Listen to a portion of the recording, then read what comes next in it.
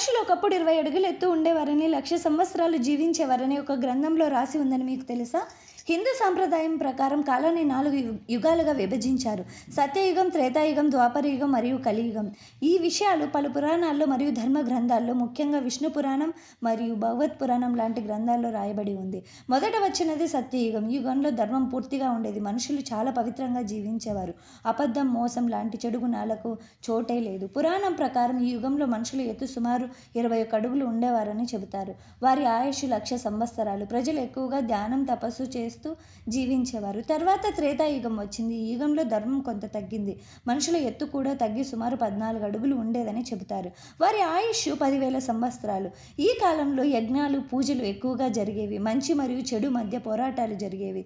ఇదే కాలంలో రామ అవతరించి రావణుని సంహరించాడు. తర్వాత వచ్చింది ద్వాపరయుగం.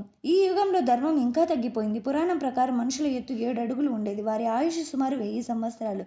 రాజ్యాల మధ్య యుద్ధాలు ఎక్కువయ్యాయి. ఈ కాలంలో కృష్ణ అవతరించి మహాభారత యుద్ధం కూడా ఈ యుగంలోనే జరిగింది. ఇప్పుడు మనమున్నది కలియుగం. ఈ యుగంలో ధర్మం చాలా తగ్గిపోయింది. పురాణాలు చెబుతాయి మనుషుల సగటు ఎత్తు 5-6 అడుగులు మాత్రమే.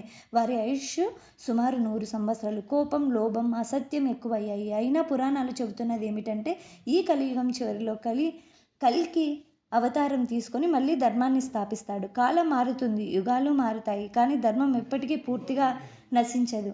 అది తిరిగి వస్తూనే ఉంటుంది. పురాణాలు చెప్పినట్టు యుగాల ప్రకారం మనుషుల ఎత్తు, ఆయుస్సు తగ్గుతూ వస్తుందంటే మీరు నమ్ముతారా? మీ అభిప్రాయాన్ని కామెంట్లో